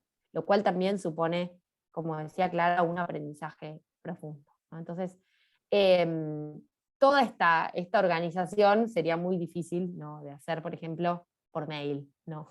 Entonces, la herramienta misma nos organiza quién evalúa a quién automáticamente y permite que las calificaciones de ida y de vuelta, las heteroevaluaciones, las coevaluaciones, las autoevaluaciones, lleguen todas de manera ordenada y por la misma vía, ¿sí? Así que esto es el taller. Así es. Bueno, Bueno, con una posibilidad más dentro una de última del posibilidad algoritmo. aquí dentro de esta estrategia, ¿no?, que es la estrategia de resolución de algoritmos. Podemos utilizar otra herramienta de Moodle, que es el glosario. Y, por ejemplo, en el glosario podemos publicar modelos de ejercicios resueltos. O también podemos pedirle a nuestros estudiantes que publiquen ejercicios complejos, resueltos. O podemos mostrar ejercicios en donde se muestren los errores frecuentes y trabajar sobre estos errores frecuentes. Al ser una herramienta que es colaborativa, es decir, todos pueden subir sus ejercicios allí y todos pueden ver lo que fueron subiendo y al mismo tiempo comentar, se vuelve una herramienta bien potente para mostrar cómo trabajo y también para ver cómo trabajan mis compañeros y comentar, y al mismo tiempo ver los comentarios que hace el docente, porque esto es muy enriquecedor para el estudiante, ver cómo un ejercicio complejo, en donde habitualmente se cometen, por ejemplo, los mismos errores, está la palabra del docente moderando, modelando, mostrando, y al mismo tiempo mis compañeros y yo también puedo ser parte de este proceso en donde pensamos una ejercitación juntos y resolvemos una ejercitación juntos. Ahora Flor les va a contar esta última herramienta aquí, usándola en este contexto. Nosotros estamos poniendo ejemplos, pero bueno, el glosario se puede utilizar para una variedad de propuestas y de situaciones, que seguramente ustedes ya están haciendo las conexiones. Acá nosotros las estamos mostrando puntualmente para esta situación, pero es muy variado el abanico de posibilidades que ofrece el uso de todas las herramientas que fuimos contando. Exactamente. Bueno, digo una palabrita de glosario y retomo algunas cuestiones interesantes que también salieron por el chat. El glosario funciona un poquito como un foro y un poquito como un diccionario en la plataforma, ¿no? Entonces, permite que los y las estudiantes agreguen, ¿sí?, a modo de posteos, ¿no?, sus aportes, pero también lo hace de manera, la característica puntual es que lo hace de manera ordenada alfabéticamente. Entonces, el glosario es muy útil para mantener, por ejemplo, listados de definiciones, ¿no?, de vocabulario específico, por ejemplo, para puntualizar algunas algunos términos que en general sabemos que producen alguna dificultad, entonces podemos organizar estas definiciones, pero que también los y las estudiantes las comenten, ¿sí? E incluso que cada uno, como ya Matías iba viendo, esta forma de taller no solamente se ajusta a una herramienta concreta que es la de taller, sino que se puede determinar una etapa de evaluación por pares en cualquier tipo de actividad, ¿no? Entonces, podrían, por ejemplo, en una primera etapa los y las estudiantes ofrecer definiciones ordenadas, que se ordenan automáticamente alfabéticamente, y luego que el resto comente esas definiciones evaluando lo que se hizo, por ejemplo. Eso podría ser una posibilidad, pero también la idea es que ustedes lo usen de la manera que ustedes quieran, como les decía con el foro, ¿no? De manera versátil. Puede ser que no sea un diccionario de palabras, puede ser que sea un diccionario de fórmulas, donde estén las fórmulas más importantes del curso y un videíto sobre cada uno de los elementos de la fórmula, supónganse, ¿no? Puede funcionar como biblioteca de recursos, puede servir para vocabulario específico, como les decía. Si estamos, por ejemplo, en un máster y entonces el networking tiene una importancia especial, podemos organizar una agenda de contactos y entonces cada uno deja su nombre, su presentación y su link al LinkedIn, por ejemplo. Piénsenlo de esta manera, ¿no? Como una herramienta que ordena cosas alfabéticamente. Después ustedes determinarán qué son esas cosas y qué vale la pena ordenar en el marco de la propuesta pedagógica de cada uno, ¿no? Así es. Bueno, damos un pasito más. Un pasito más. No pases todavía la presentación, Flor, porque hay algo que por ahí no sé si lo aclaramos, y que tiene que ver con que en cada una de los ejemplos y de las estrategias pusimos un circulito con un signito más. Bueno, allí nosotros vamos a subir esta presentación en el aula de comunidad de práctica. Cuando ustedes recorran esta presentación de Genially y quieran, por ejemplo, conocer más sobre alguna de los recursos, de las herramientas que proponemos, pueden hacer clic ahí, se van a encontrar, o a veces con un tutorial, a veces con la página como para poder ya ingresar. O sea, además de los tutoriales que les ofrecimos y se los enviamos por el chat, también sumamos aquí más material para ampliar el abanico de posibilidades y de recursos a los que podemos como apelar para diseñar nuestras propuestas de aprendizaje en los contextos, ¿no? Sobre todo en el contexto virtual, ¿sí? Bueno, ahora sí, vamos a la siguiente estrategia, que supone un desafío cognitivo un poquito mayor, ¿no? Y que es la reconstrucción. Acá nosotras jugamos en alternar y combinar dos espacios, ¿no? Por un lado, ven que la estrellita está en el aula virtual, pero también la ubicamos en la videoconferencia. Entonces, por ejemplo, ¿qué es la reconstrucción como estrategia, ¿no? Supongamos, ¿no?, que una actividad que hicimos en una clase finalizó. Entonces, ¿qué hacemos una vez que se finalizó esta actividad? Lo que podemos hacer es compartir las impresiones, compartir cómo fue la experiencia vivida entre los compañeros y con el docente. Entonces, en ese tiempo, lo que nosotros podemos hacer es comentar y es trabajar en torno a los aspectos que funcionaron bien mientras realizábamos esa actividad. Podemos mirar y trabajar en torno a aquellos aspectos que resultaron dificultosos y ofrecer una instancia y un espacio para que los estudiantes puedan verbalizar, puedan hablar sobre todas estas cuestiones referidas de última y sobre todo al propio aprendizaje y a cómo el desafío que le supuso a él en la resolución de esta actividad. Entonces, esto tiene que ver con una actividad que le llamamos de metaaprendizaje, ¿no? Mirar el desafío que supuso la resolución de alguna actividad, el acercarme y el construir un conocimiento. Entonces, lo miramos, lo reconocemos, analizamos. Entonces, para trabajar con esta actividad, podría ser útil, y pensamos que podría ser potente, sobre todo para para favorecer la verbalización del estudiante, la posibilidad de que pueda hablar respecto de cómo aprendió, utilizar la videoconferencia si previamente enmarcamos el trabajo que queremos hacer, cómo lo vamos a hacer, cómo vamos a trabajar, puede ser una posibilidad de hacerlo a través de una videoconferencia.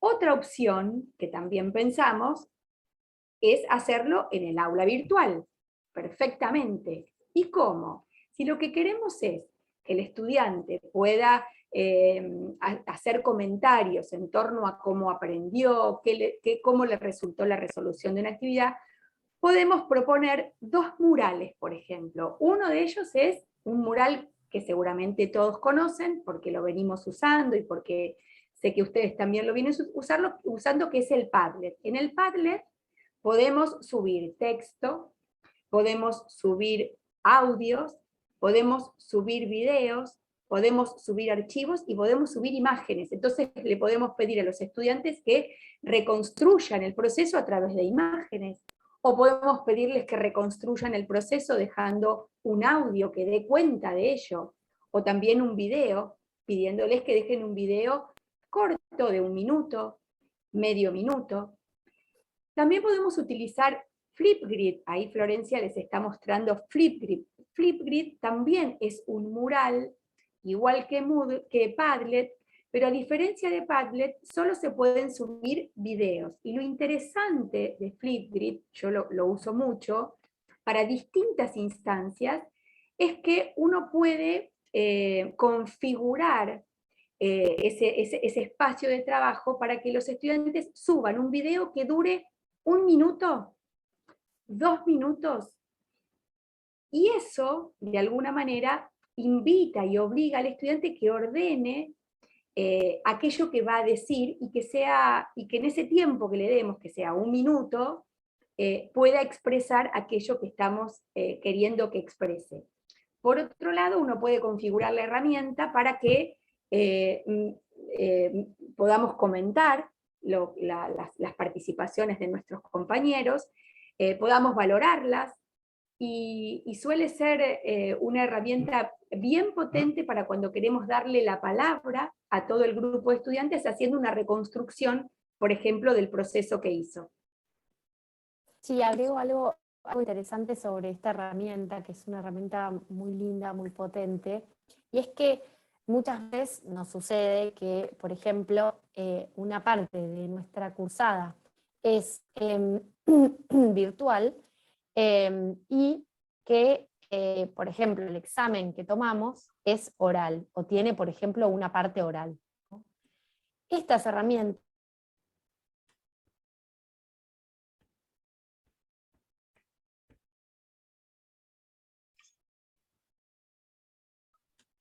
Se congeló el sonido. en formato permiten entregar un hablando. No sé si se me Ahí trabó. volvió. Ahí salió todo Ahí junto. volviste, Flor, se ve que se te enlenteció la señal. Ahí está, ahí creo que, ahí estoy. Ahí estás. Ahí está. No, decía, seguramente me escucharon todo en cámara rápida. Aún más en hablo normalmente. A ver ahí. Sí, podés apagar la cámara a ver qué pasa. Sí, ahí está, ahí apago un momentito a ver si vuelve bien. No, decía esto, decía que en los casos en los que, por ejemplo, en nuestra materia tenemos una evaluación oral, estas herramientas que nos permiten practicar la oralidad y entregar pequeñas producciones de una manera muy sencilla, favorecen mucho la práctica, ¿no? ¿Cómo digo, ¿no? ¿Cómo digo oralmente eso que quizás en un foro escribo o quizás entrego en un trabajo práctico, ¿no?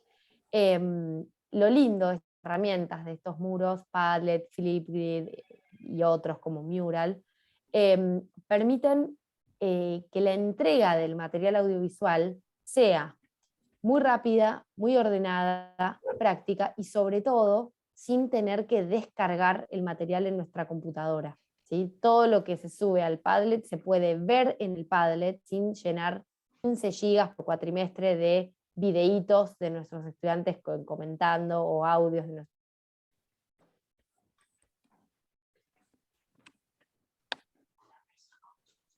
veo que se te sigue cortando, Flor. Y con Flipgrid lo mismo en forma, incluso, a ver.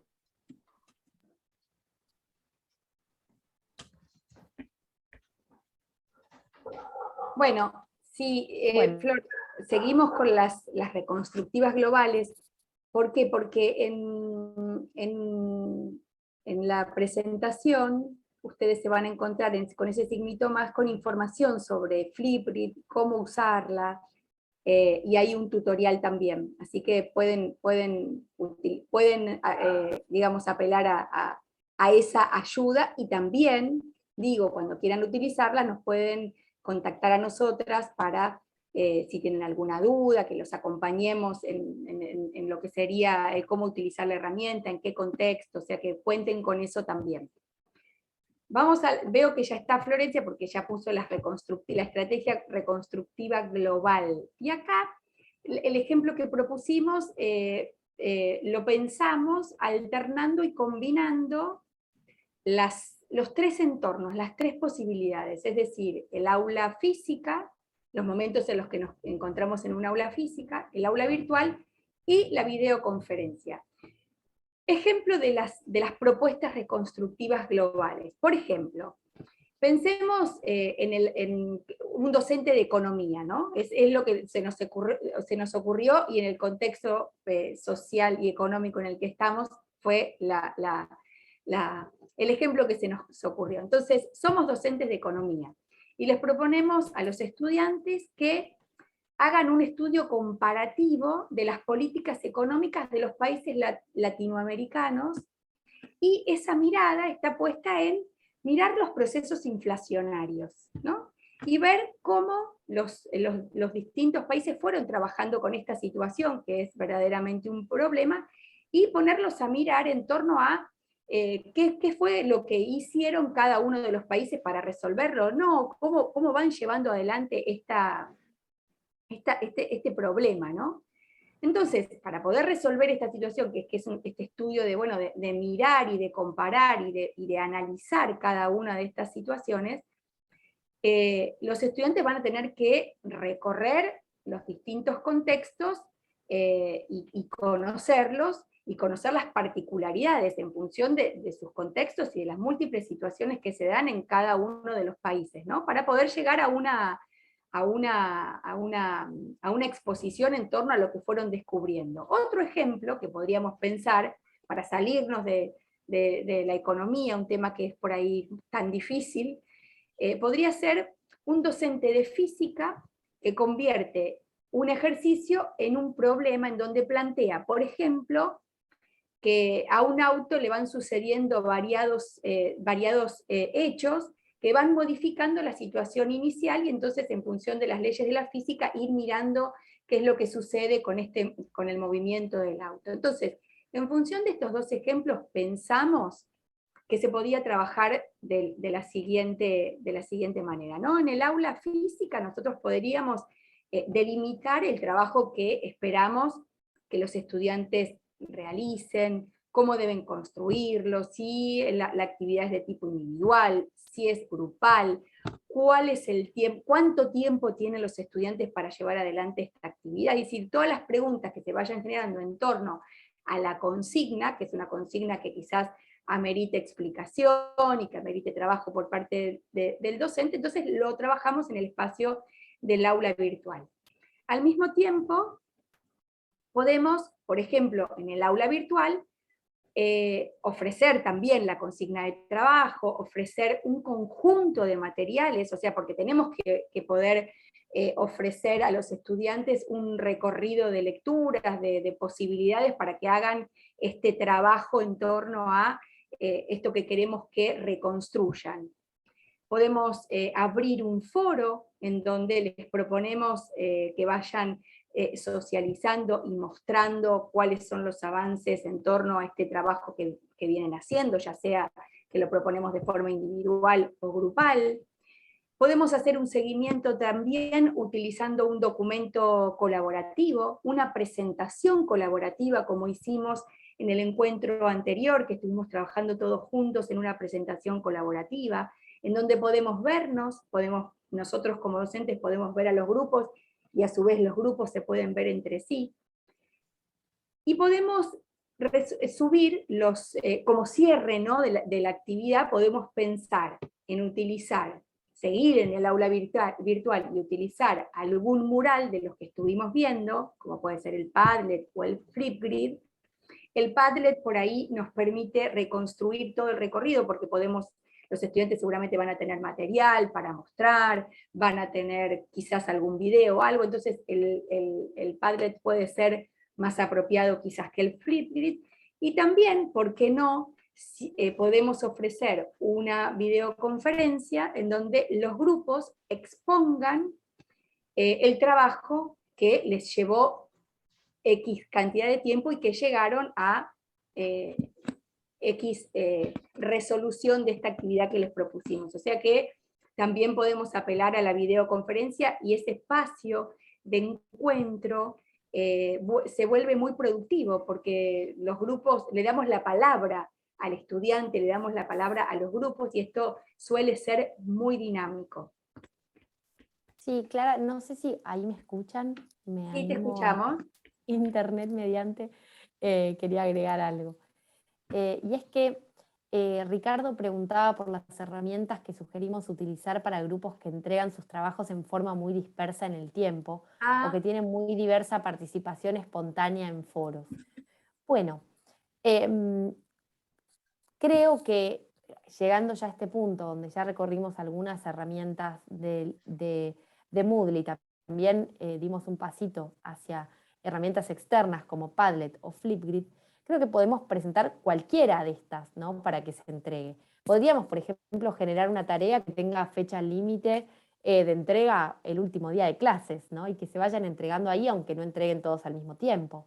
O generar, por ejemplo, hilos en el foro donde se participe en el momento en el que a cada grupo le toque, o a cada alumno le toque su exposición, por ejemplo, o que incluso, por ejemplo, las reconstrucciones se vayan haciendo en un Google Docs, donde nosotros podemos ir monitoreando si los estudiantes ingresan a hacer, por ejemplo, su reconstrucción iniciando sesión con su mail de la facultad.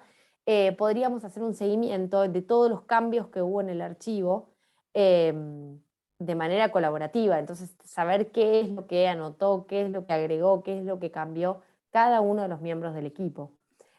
O incluso en un Padlet, como decía Clara, por ejemplo, generar una línea de tiempo, ¿sí? El Padlet puede utilizarse, hay distintos formatos para presentar estas cosas, y si, por ejemplo, vamos a hacer una reconstrucción global, por ejemplo, podemos generar líneas de tiempo, por ejemplo, podemos generar distintos estantes, distintas columnas, y entonces ver política de un país, de otro, y compararlas, ¿no?, con distintos criterios, ¿no? Estos muros nos permiten también organizar la información de maneras muy, muy diferentes y muy variadas. Así que por ahí, Ricardo, por ahí hay alguna pista. Y es cierto, para La contestarle... otra vez también, a la nueva, vos me decís que corte, lo corte, ¿eh? No, es un micrófono que ha quedado abierto, yo pensé que querían intervenir. Pero bueno, también es cierto que por lo general los docentes se nos presenta esta situación, ¿no?, que no todos se entregan al mismo tiempo, que no todos participan en los foros, que suele ser como muy dispar esto, y siempre apelamos como a distintas estrategias, ¿no? Les proponemos que la participación en el foro, o a partir de la participación obtengan algún puntaje, o tengan alguna calificación, y eso siempre sabemos que motiva a los estudiantes a realizar las entregas, ¿no? Así que, bueno, también tenemos que apelar a nuestra creatividad para ir como traccionando con nuestros estudiantes para que participen, para que habiten los espacios que vamos generando en el aula virtual, sobre todo, ¿no? Bueno, que ya estamos como muy jugados con el tiempo, vamos a la última estrategia, que son las de las clases constructivas. Y ahí Florencia está mostrando las clases constructivas, y estamos, digamos, acá también apelamos a una propuesta que alterna los tres ambientes, ¿no? Esta metodología de trabajo propone como la confrontación, ¿no? De modo que se puedan, por ejemplo, proponer casos controversiales en los que se muestre que allí hay distintas formas de mirar, distintas formas de resolver, distintos puntos de vista, y el estudiante tiene que encontrar una solución viendo, digamos, poniendo en juego estas distintas miradas, estos distintos aportes, ¿no? Entonces, se les propone a los estudiantes que lleguen a una conclusión, a una respuesta, que vayan como sopesando los distintos puntos de vista y él, digamos, ofrecer una resolución frente a esto. Entonces, debido a que es un trabajo que tiene como más complejidad, porque hay que recoger evidencias, hay que ensayar posibles soluciones, hay que explorar material, podría ser útil trabajar, como dijimos, desde la combinación de los escenarios presenciales, de las instancias virtuales y de la videoconferencia. Entonces, por ejemplo, en el aula virtual podríamos subir la propuesta, podríamos generar un guión de clases en donde les explicamos la consigna, en donde les contamos cómo vamos a trabajar, en qué tiempo vamos a trabajar, vamos a subirles y ofrecerles los materiales, todos los recursos que sean necesarios para que la actividad se pueda realizar, para que el estudiante pueda ir como recorriendo digamos, distintas posturas en torno a un determinado tema. Y también podemos trabajar con una actividad de Moodle que es bien potente y que hasta ahora no la hemos utilizado y que ahora hemos decidido en este ejemplo contarles de qué va y de qué se trata, que es la lección. Ahí va, bueno, la lección, si en internet me acompaña, les puedo contar, que es, sin dudas, mi actividad preferida en Moodle. No es una actividad muy conocida porque, bueno, tiene una configuración que es un poquito, digamos, es de las menos intuitivas, entonces quizás eso dificulta un poquito las cosas, pero es, como decía Clara, muy pero muy potente, ¿no? ¿Qué nos permite hacer la lección? La lección nos permite generar recorridos secuenciales que pueden ser lineales o ramificados para explorar distintos tipos de materiales y realizar en esos recorridos distintos tipos de preguntas. Si algo de esto habíamos charlado en un encuentro anterior, pero y ahora les dejamos en el material que les ofrecimos, en esa suerte de fichita, el módulo didáctico, con el link al tutorial también, y también lo tienen en esta presentación que les compartimos. La idea es que en la lección se pueda acompañar de manera pormenorizada a cada uno de los y las estudiantes que inician el recorrido. ¿Cómo lo hacemos? Previendo de antemano esas ramificaciones y esas retroalimentaciones que vamos a dar en cada una de las ramificaciones, ¿sí?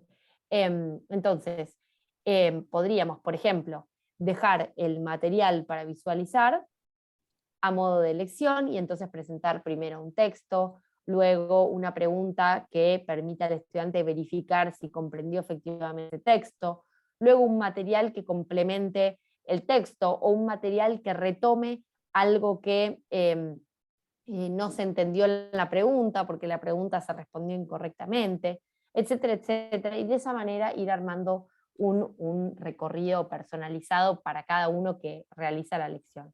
¿Esto quiere decir que tenemos que realizar infinitas lecciones?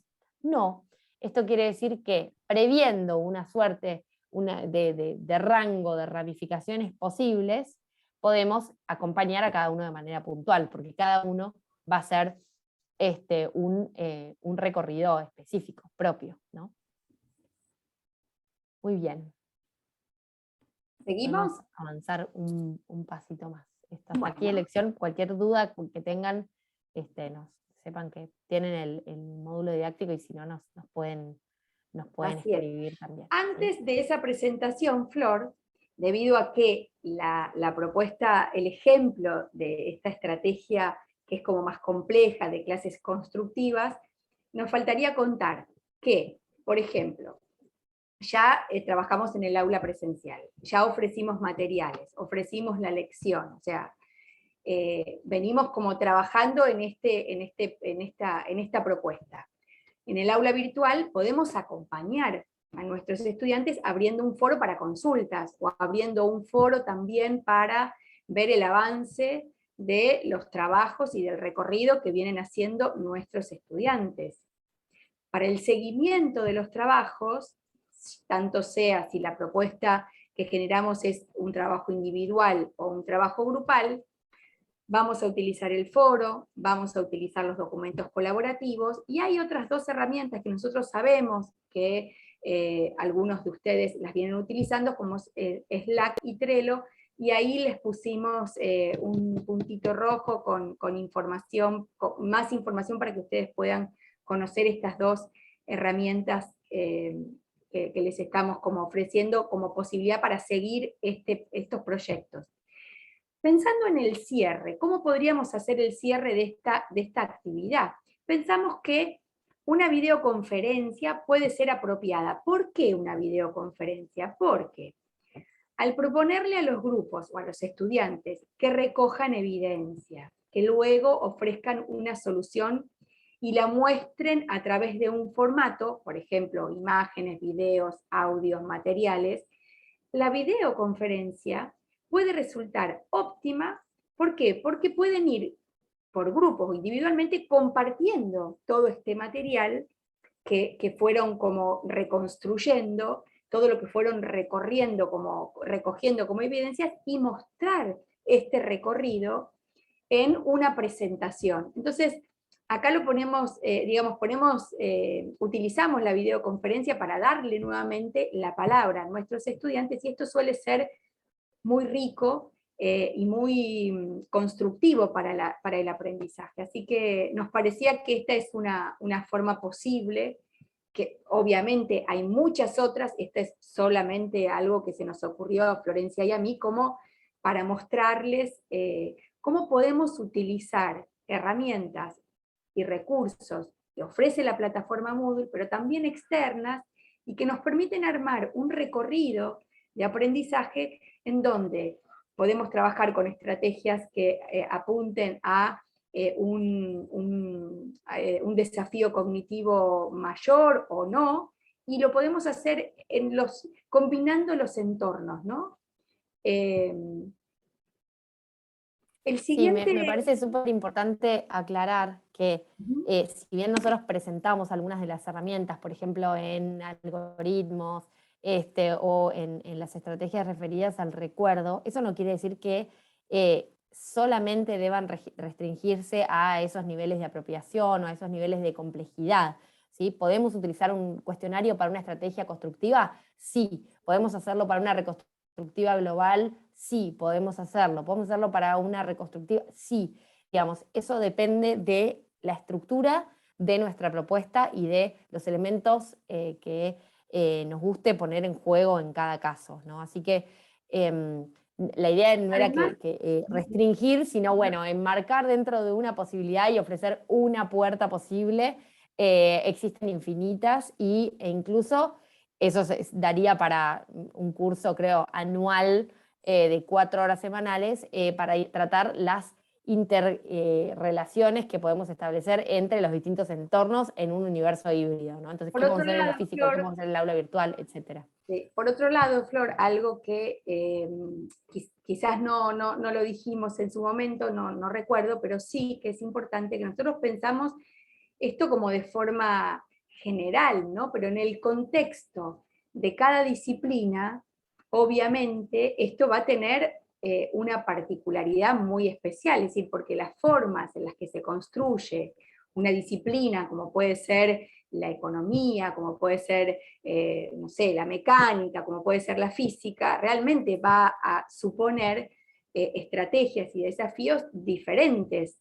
Entonces, por eso es que son solamente modelos y ejemplos para disparar posibilidades y que cada uno la pueda pensar en el contexto de su propia disciplina y del desafío que supone a un estudiante recorrer una disciplina, conocer el modo con el cual se construye este conocimiento disciplinar.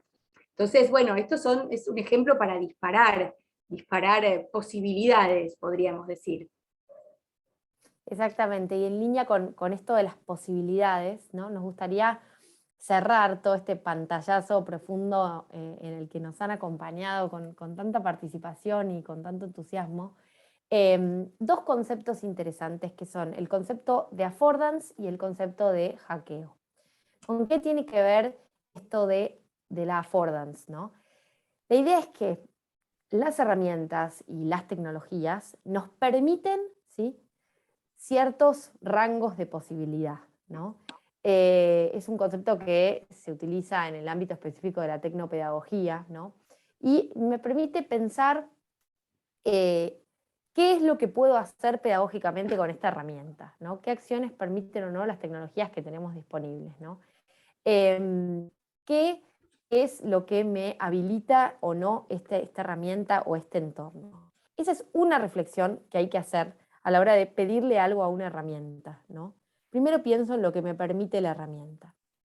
Pero la idea es que no solo pongamos en juego este concepto, sino que también pensemos en la contracara, ¿no? Acá usamos la palabra hackeo en el mejor de los sentidos, ¿no?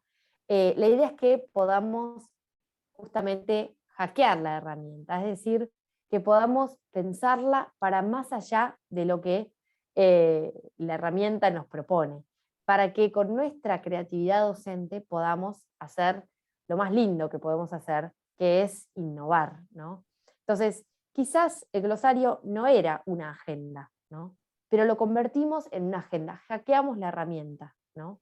Exploramos algo más allá de esa posibilidad para la cual fue pensada específicamente la herramienta. Entonces, quizás no vamos a generar un foro de discusión, pero vamos a generar una biblioteca de recursos, ¿no? Quizás no vamos a generar un cuestionario con preguntas concretas, pero sí vamos a chequear el visionado de videos concretos sobre diferentes temas, a partir de un video y un choice, un video y un choice, por ejemplo, ¿no?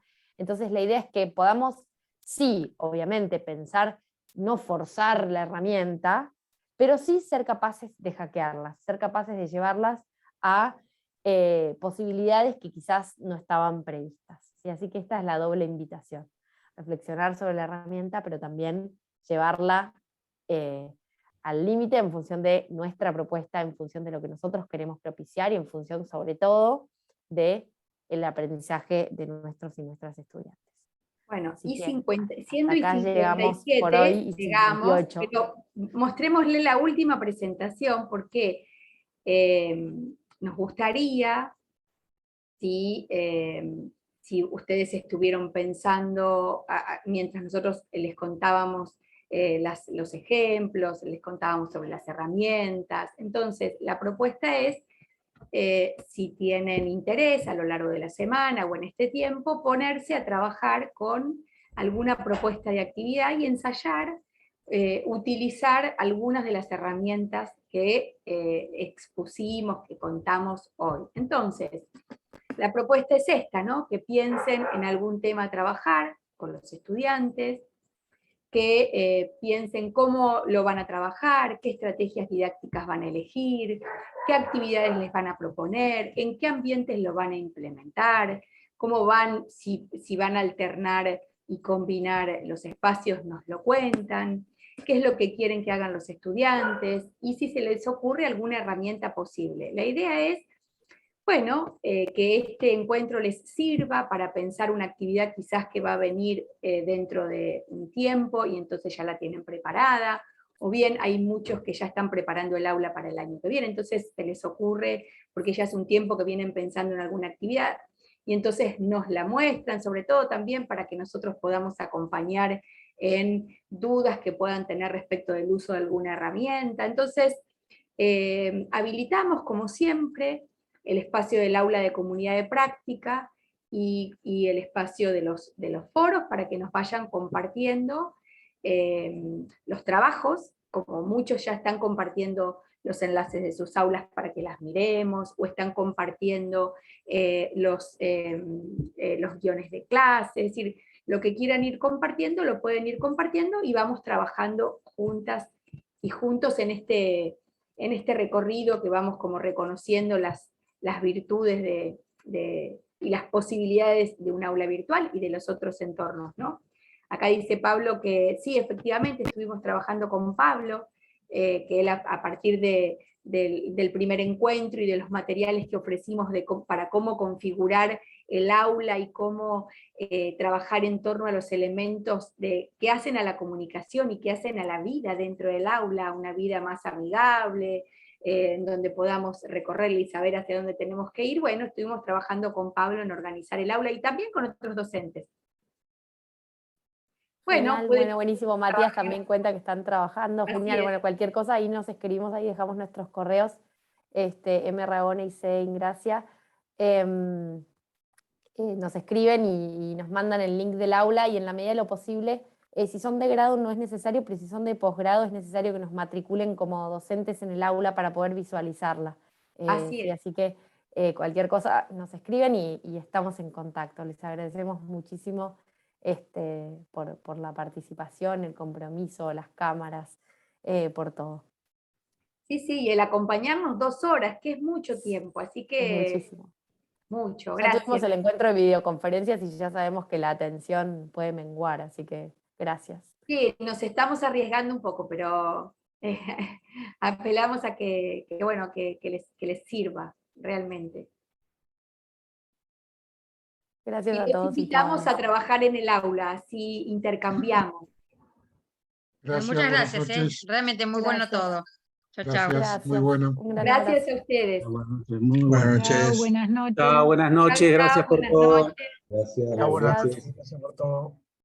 A ustedes, a ustedes. Chao, buenas noches, gracias. Chao, chao. Gracias. Bueno, gracias por el acompañamiento. Buenas noches. No, Gracias, gracias a Matías. ustedes por estar acá. Gracias, José. Un abrazo. Chao, José. Chau, chau.